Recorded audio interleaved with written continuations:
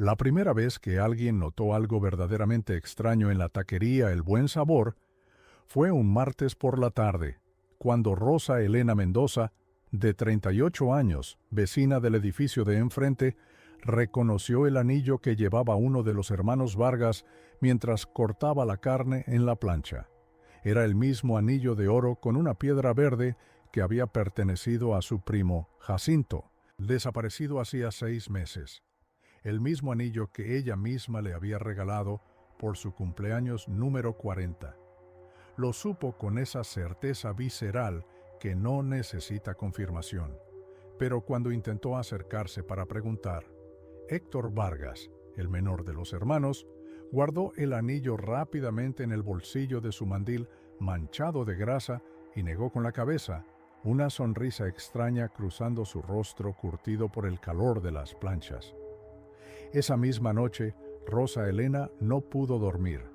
El olor a carne asada que siempre flotaba desde la taquería hasta su departamento en el segundo piso le pareció diferente, más dulzón, más pesado.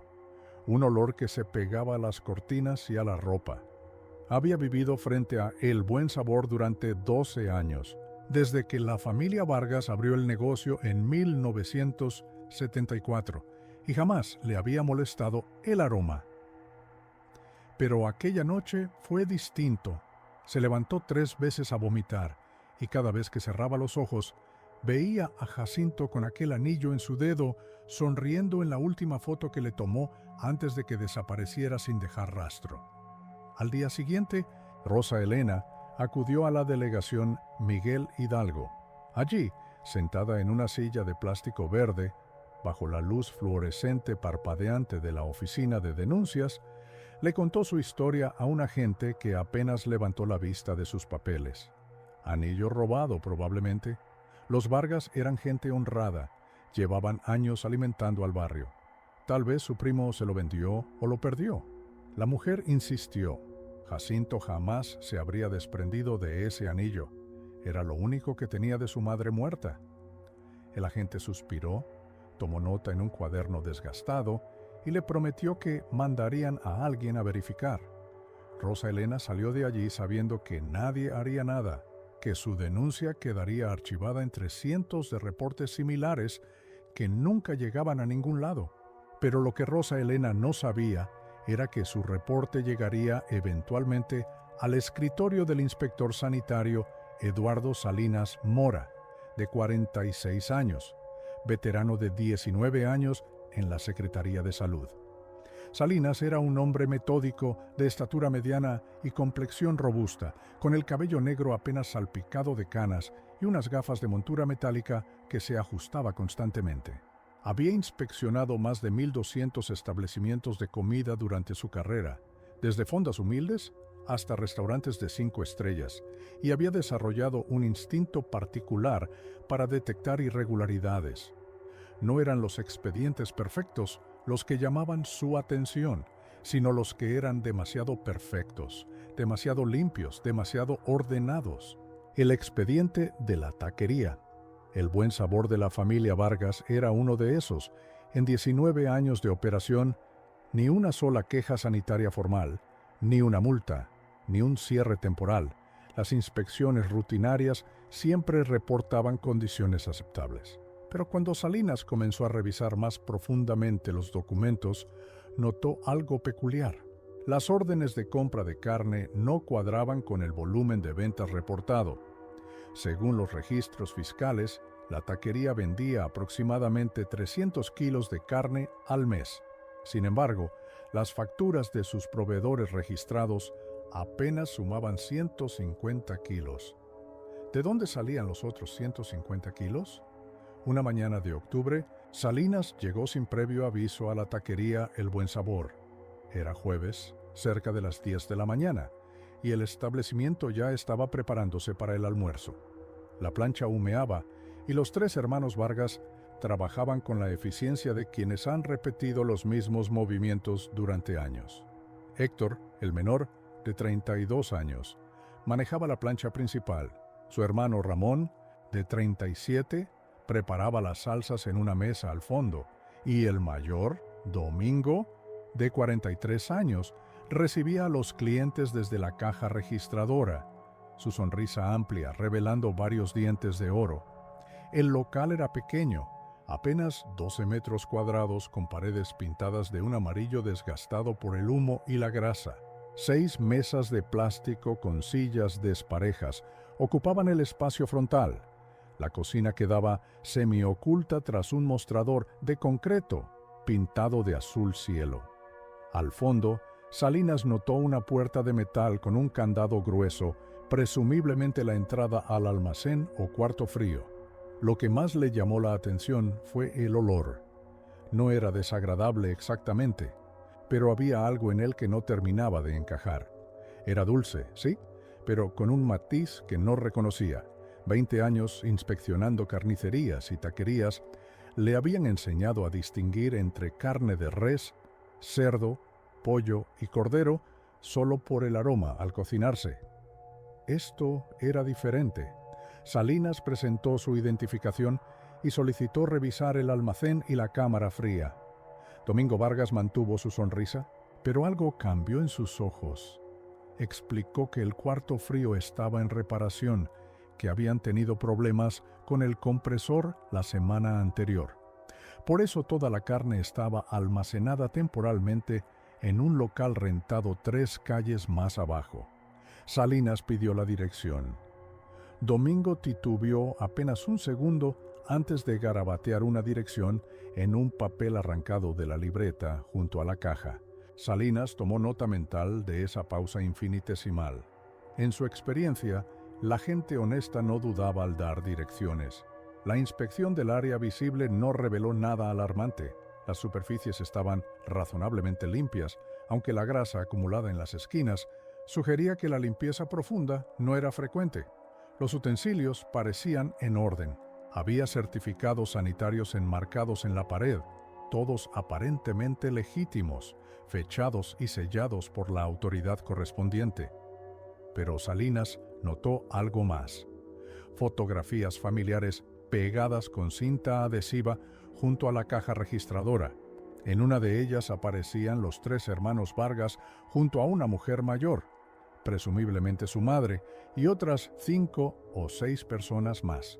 Uno de los hombres en la fotografía le resultó vagamente familiar, aunque no pudo ubicar de dónde. Antes de irse, Salinas solicitó ver las facturas de compra de carne del último trimestre. Domingo abrió un cajón bajo la caja registradora y sacó una carpeta manila desgastada. Las facturas estaban allí, prolijamente organizadas, todas emitidas por Carnes y Embutidos La Central, un proveedor que Salinas conocía de nombre, pero con el que nunca había tenido trato directo.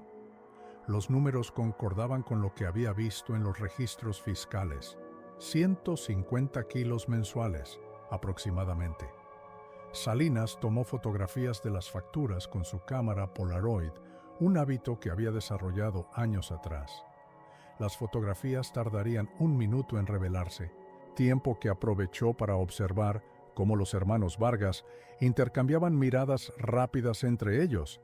De regreso en su oficina, en el edificio de la Secretaría de Salud en la Colonia Doctores, Salinas llamó a Carnes y Embutidos La Central.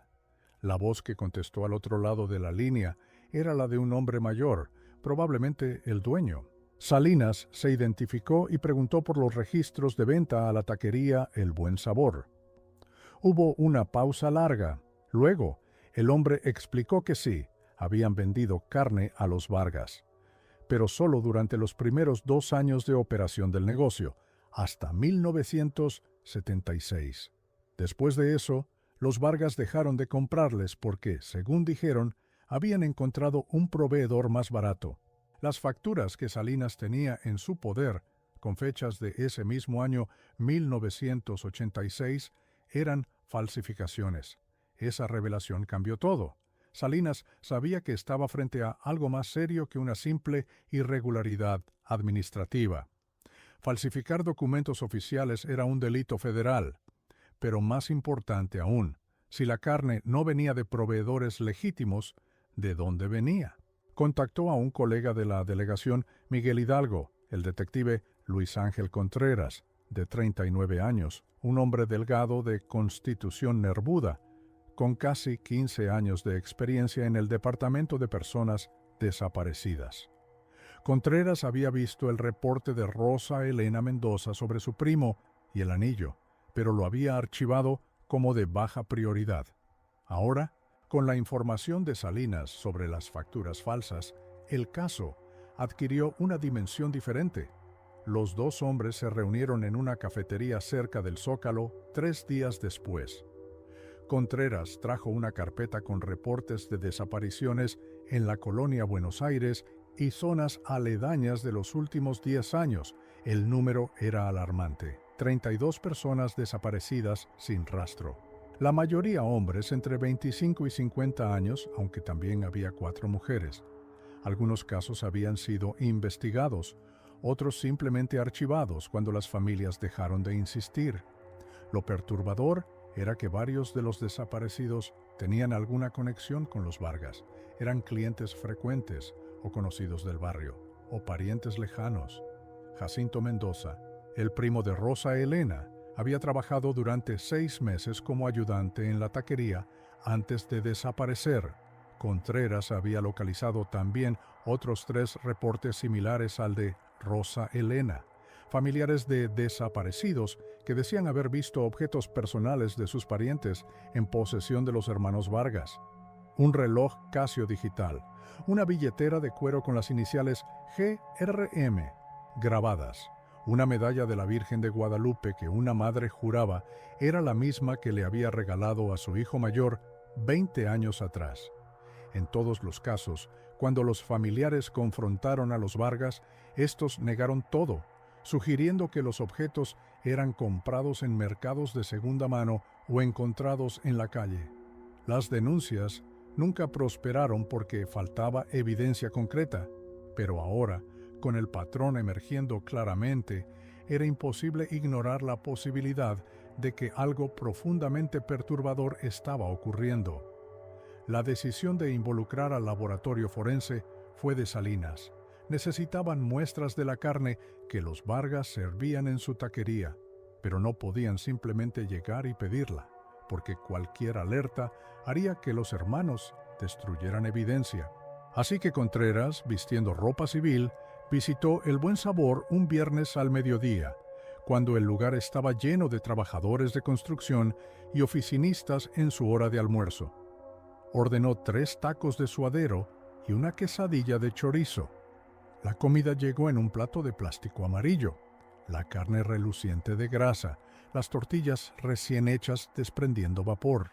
Contreras comió uno de los tacos allí mismo para no levantar sospechas, forzándose a masticar y tragar mientras su estómago se revolvía.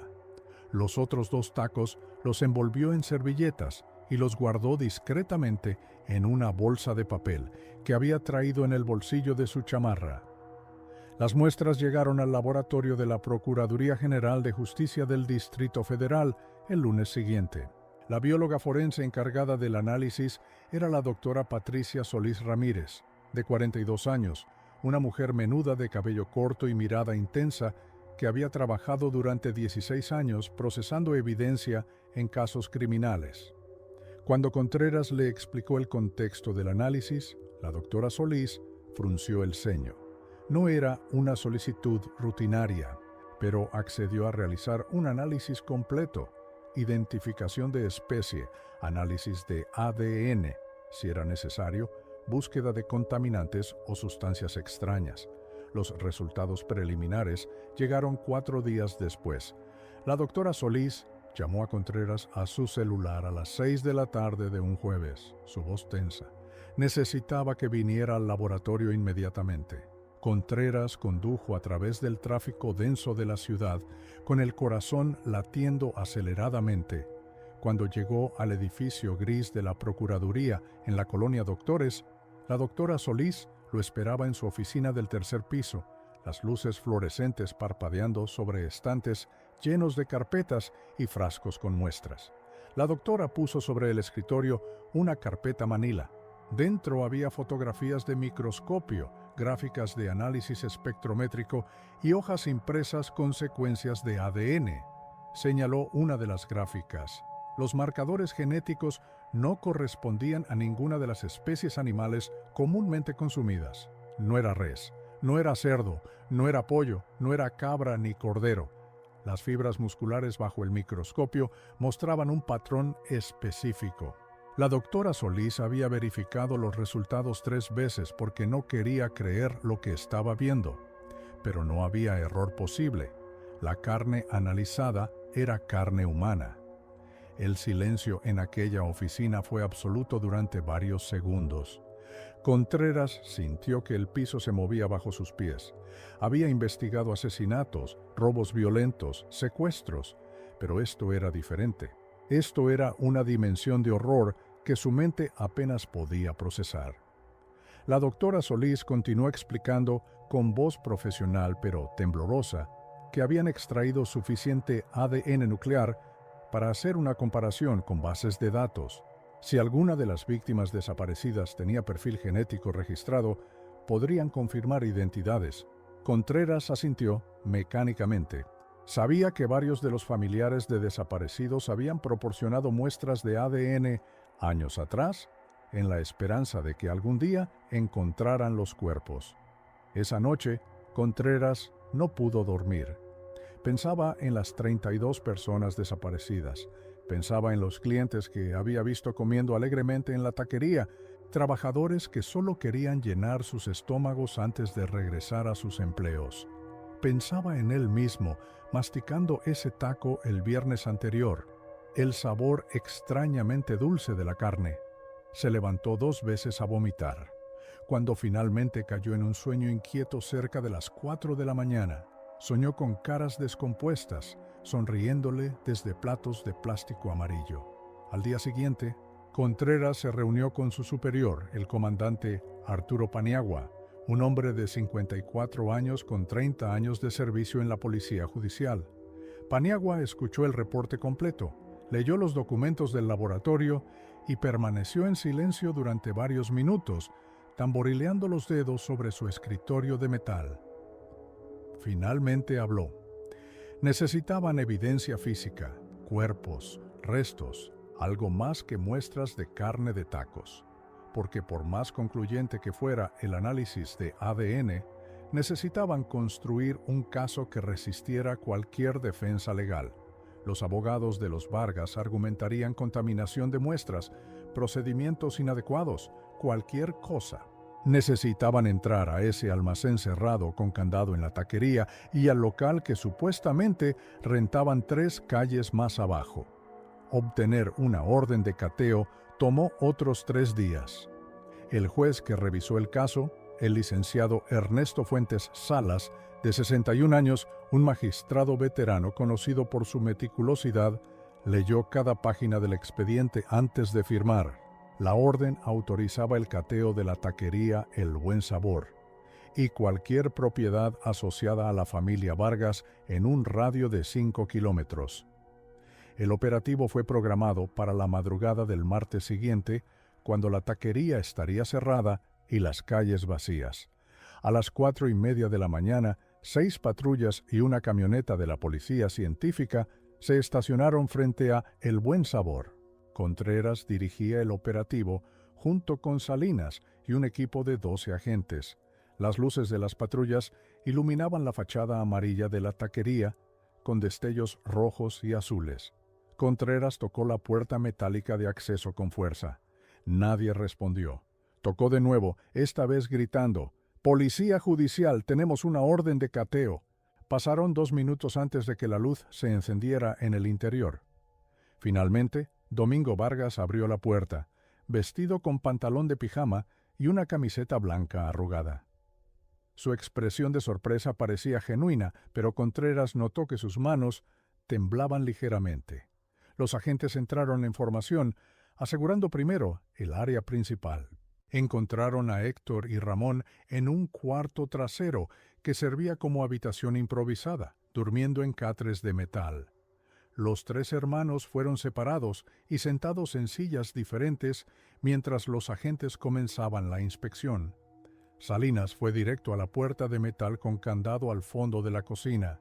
Un agente cortó el candado con cizallas. Lo que había detrás no era un simple almacén. Una escalera de concreto descendía hacia un sótano. El olor que emanaba de allí era indescriptible. Una mezcla de carne podrida, sangre vieja y algo más, algo químico como formol o desinfectante industrial. Salinas descendió primero, seguido de Contreras y 2 agentes más. Las lámparas que colgaban del techo bajo de concreto emitían una luz amarillenta y débil. El sótano se extendía más allá de los límites del edificio superior, probablemente conectando con las bodegas de edificios vecinos a través de túneles excavados ilegalmente, algo común en aquella zona antigua de la ciudad. Lo primero que vieron fue la mesa de trabajo, una superficie de metal industrial de aproximadamente 3 metros de largo, con canales para drenar líquidos que desembocaban en un desagüe en el piso. Sobre la mesa había cuchillos de diferentes tamaños, sierras, hachas, ganchos de carnicero. Todo estaba ordenado con pulcritud profesional. Las paredes estaban cubiertas con láminas de plástico transparente, manchadas con patrones oscuros. Había 3 ganchos grandes colgando del techo, del tipo que se usa en rastros para colgar reses. Pero lo que heló la sangre de Contreras fueron los refrigeradores. 4 unidades industriales grandes, del tipo que se encuentra en carnicerías mayoristas. Contreras se acercó al primero y abrió la puerta. El aire frío golpeó su rostro, junto con un olor a carne cruda. Dentro, colgando de ganchos, había cortes de carne envueltos en plástico transparente, etiquetados con fechas escritas en marcador negro. Las fechas abarcaban los últimos 6 meses. Los cortes estaban preparados profesionalmente. Piernas, brazos, torsos seccionados, pero no eran de animales. El agente que estaba junto a Contreras se tambaleó y salió corriendo hacia las escaleras. El sonido de sus arcadas resonó en el sótano. Contreras obligó a sus piernas a moverse hacia el segundo refrigerador. Este contenía más de lo mismo, algunos cortes ya procesados en porciones más pequeñas, listos para cocinar. El tercer refrigerador albergaba vísceras, corazones, hígados, riñones, todo etiquetado y organizado. El cuarto refrigerador era diferente. Contenía cabezas, 11 cabezas humanas en diferentes estados de descomposición, algunas frescas, otras claramente más antiguas, preservadas en bolsas de plástico grueso. Los ojos cerrados, las bocas abiertas en muecas eternas. Contreras reconoció 3 de ellas de las fotografías en los expedientes de personas desaparecidas. Una era definitivamente Jacinto Mendoza, el primo de Rosa Elena. Otra pertenecía a Gabriel Rodríguez Martínez, desaparecido hacía 8 meses. La tercera era de una mujer joven, tal vez de 25 años, que no pudo identificar inmediatamente. Salinas, que había inspeccionado miles de establecimientos insalubres, que había visto todo tipo de violaciones sanitarias inimaginables, se inclinó contra la pared de concreto sudando copiosamente. Su respiración era irregular. Uno de los agentes sacó su radio y solicitó refuerzos y vehículos del servicio forense. En los minutos siguientes, mientras esperaban que llegara el equipo especializado, Contreras y Salinas continuaron la inspección. Encontraron un cuaderno de espiral en un estante de metal, aparentemente un registro de inventario. Las páginas contenían nombres, fechas, pesos. R. Sánchez, 12 mar, 72 kilos, rendimiento 45%.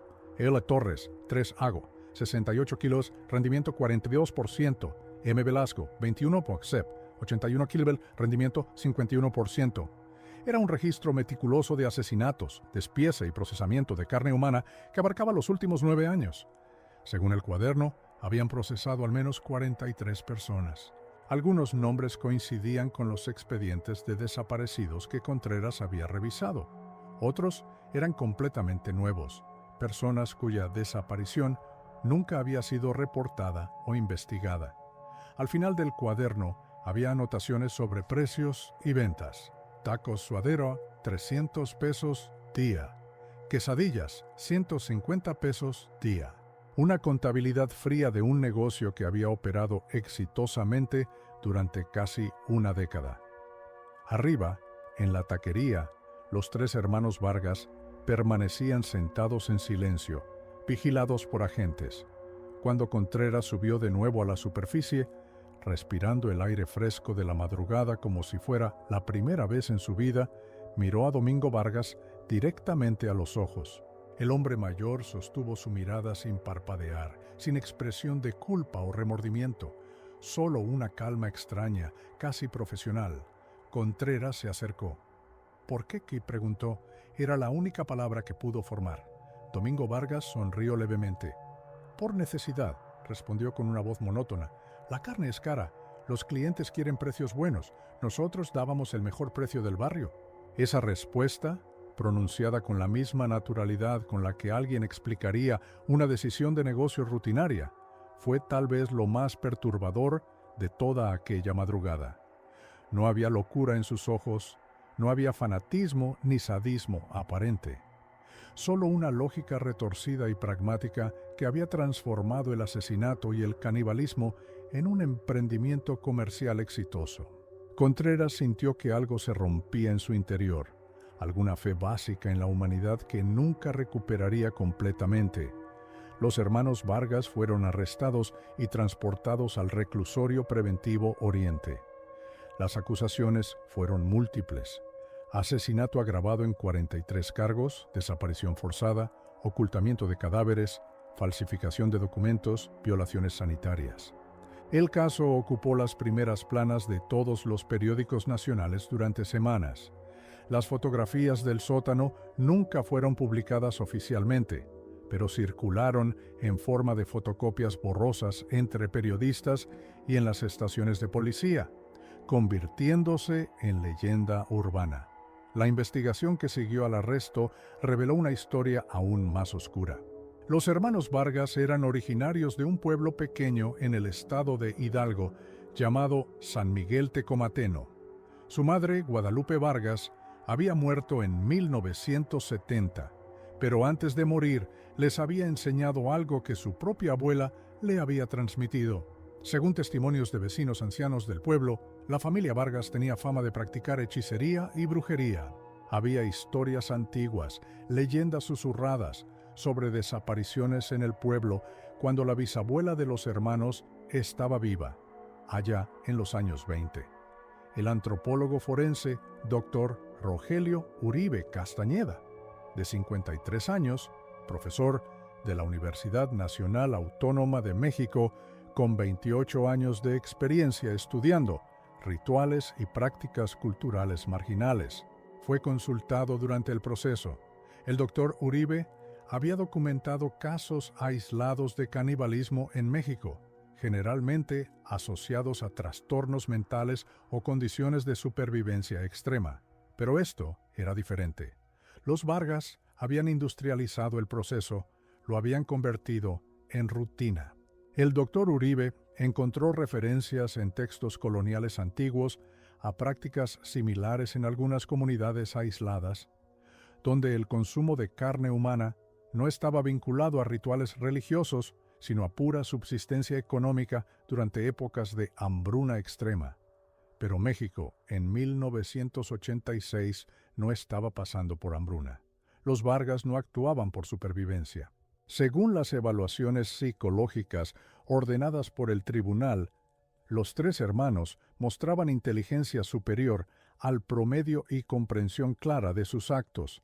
No padecían psicosis ni delirios. Simplemente habían decidido, en algún momento de los primeros años del negocio, que matar personas y vender su carne era más rentable que comprar carne legítima. La primera víctima, según confesó finalmente Domingo durante los interrogatorios, había sido un vagabundo que dormía en la calle lateral, un hombre sin identificación ni familia conocida. Lo mataron una noche de agosto de 1977. Procesaron su cuerpo en el sótano que acababan de terminar de excavar y sirvieron su carne al día siguiente. Nadie notó diferencia. Los clientes siguieron viniendo. Entonces mataron a otro. La selección de víctimas seguía un patrón calculado. Preferían personas solitarias, sin familia cercana o con familias que no tenían recursos para investigar a fondo una desaparición. Trabajadores migrantes, vagabundos, prostitutas, alcohólicos. Personas cuya ausencia no generaría demasiadas preguntas. Algunos eran atraídos con ofertas de trabajo. Otros eran atacados en callejones oscuros cerca de la taquería después del cierre. Los hermanos trabajaban siempre juntos, uno distrayendo a la víctima mientras otro atacaba por detrás con un tubo de metal o un martillo. La muerte era rápida, el despiece era profesional. En una semana procesaban entre 50 y 80 kilos de carne útil de un solo cuerpo. Lo que no servía era desechado en el drenaje profundo de la ciudad o quemado en un terreno baldío que rentaban en la periferia. Durante la excavación del sótano y los túneles conectados, los forenses encontraron más restos. Fragmentos de huesos, dientes, trozos de ropa. El número total de víctimas probablemente nunca se sabría con certeza. El cuaderno registraba 43, pero había espacios en blanco, periodos sin anotaciones que sugerían que los registros no habían sido consistentes desde el principio. El doctor Uribe estimó, basándose en la cantidad de fragmentos óseos recuperados y el análisis de patrones de desgaste en los instrumentos de corte, que el número real de víctimas podría estar entre 50 y 70. La comunidad de la colonia Buenos Aires quedó traumatizada. Más de 10,000 personas habían comido en la taquería El Buen Sabor durante sus años de operación. Muchos eran clientes habituales, personas que comían allí 2 o 3 veces por semana. Cuando la noticia se hizo pública, hubo pánico. Cientos de personas acudieron a hospitales y clínicas exigiendo análisis médicos, convencidas de que habían contraído alguna enfermedad. Otros simplemente no pudieron volver a comer carne durante meses o años. Se formó un grupo de apoyo para las familias de las víctimas identificadas y otro grupo separado para las personas que habían comido en el establecimiento y sufrían trastorno de estrés postraumático. Rosa Elena Mendoza, la mujer que había hecho el primer reporte sobre el anillo de su primo, cayó en una depresión profunda. Se culpaba por no haber insistido más en su denuncia inicial, convencida de que si hubiera presionado más a las autoridades, su primo podría haberse salvado. La realidad, como le explicó Contreras durante una de las entrevistas de seguimiento, era que Jacinto probablemente ya estaba muerto para cuando ella vio el anillo. Pero ese razonamiento lógico no aliviaba la culpa. Rosa Elena eventualmente se mudó del barrio, incapaz de soportar la vista de la taquería clausurada y marcada con cintas policiales. El edificio de la taquería El Buen Sabor fue sellado oficialmente como escena del crimen. Permaneció así durante el proceso judicial que duró 18 meses. Los 3 hermanos Vargas fueron finalmente sentenciados a penas de prisión de 50 años cada uno por múltiples cargos de homicidio calificado con agravantes. Las sentencias fueron de las más severas jamás dictadas en México para casos de asesinato serial. Durante el juicio, los hermanos no mostraron remordimiento. Domingo Vargas, en su declaración final ante el tribunal, simplemente dijo: «Hicimos lo que teníamos que hacer para mantener el negocio. La gente estaba feliz con nuestros precios, éramos buenos proveedores». Eduardo Salinas Mora, el inspector sanitario cuya investigación había iniciado todo el caso, solicitó un traslado a otra área de la Secretaría de Salud 6 meses después de los arrestos. No podía continuar inspeccionando restaurantes y taquerías. Cada vez que entraba a un establecimiento de comida, veía mentalmente aquel sótano, aquellos refrigeradores. Desarrolló insomnio crónico y eventualmente se retiró del servicio público a los 48 años, 2 años antes de la edad reglamentaria. Pasó sus últimos años trabajando como consultor privado en temas de seguridad alimentaria, pero nunca volvió a poner pie en un mercado o restaurante para placer personal. Comía solo comida que él mismo preparaba en su casa. El detective Luis Ángel Contreras continuó trabajando en el Departamento de Personas Desaparecidas, pero el caso Vargas lo cambió. Se volvió obsesivo con cada nuevo reporte, investigando incluso los casos que otros consideraban sin importancia. Su tasa de resolución de casos aumentó significativamente, pero a costa de su salud mental y su matrimonio. Su esposa lo dejó en 1988, cansada de vivir con un hombre que despertaba gritando todas las noches. Contreras nunca se volvió a casar. Encontró cierto consuelo en el alcohol, aunque nunca dejó que afectara su trabajo. Se retiró en 2005 con 34 años de servicio y una carpeta de casos resueltos que era leyenda en la corporación. La doctora Patricia Solís Ramírez, la bióloga forense, escribió un paper académico sobre el caso que fue publicado en una revista internacional de ciencias forenses. El artículo, titulado Análisis genético en la identificación de canibalismo criminal, el caso de Ciudad de México 1986, se convirtió en referencia obligada en programas de medicina forense alrededor del mundo. Pero la doctora Solís nunca habló públicamente sobre el aspecto emocional del caso. En entrevistas siempre mantenía un tono profesional y distante. Solo a sus colegas más cercanos confesó que había tenido pesadillas durante más de 3 años después de procesar aquellas muestras. 38 años después, en el año 2024, la colonia Buenos Aires es un barrio gentrificado lleno de cafeterías hipster, galerías de arte y apartamentos modernos. El edificio donde operaba la taquería El Buen Sabor fue finalmente demolido en 1997, 11 años después de los arrestos. En su lugar, se construyó un edificio de departamentos de 6 pisos con diseño minimalista. Los nuevos residentes, en su mayoría jóvenes profesionales que llegaron al barrio en la última década, desconocen completamente la historia del lugar. No hay placa conmemorativa, no hay monumento a las víctimas. El gobierno decidió que era mejor dejar que el horror se diluyera con el tiempo, que se convirtiera en leyenda urbana y eventualmente se olvidara. Pero los vecinos viejos no olvidan. Rosa Elena Mendoza, que regresó al barrio en 2010 después de la muerte de su madre, ahora de 76 años, evita caminar por la acera donde estaba la taquería. Hace un rodeo de 2 cuadras para no pasar frente al edificio nuevo. Dice que a veces, en las noches calurosas de verano, cuando las ventanas están abiertas, puede sentir ese olor dulzón que emanaba de la taquería, ese olor que nunca pudo olvidar completamente. Sus vecinos más jóvenes le dicen que es su imaginación, que el edificio es completamente nuevo y lleva 27 años en pie. Pero ella sabe lo que huele y sabe que no es imaginación. Los hermanos Vargas murieron todos en prisión. Héctor, el menor, falleció primero en 2003 de un ataque al corazón a los 49 años. Ramón fue asesinado en 2007 por otros reclusos que descubrieron la naturaleza de sus crímenes. A pesar de que los guardias intentaron mantener su identidad en secreto, la información se filtró eventualmente. Domingo, el mayor, sobrevivió más tiempo, pero desarrolló demencia senil en sus últimos años. Murió en 2019, a los 76 años, sin reconocer a nadie y sin recordar aparentemente nada de su vida anterior. La familia no reclamó ninguno de los cuerpos que fueron enterrados en fosas comunes del cementerio del reclusorio. Pero la historia no terminó completamente con sus muertes.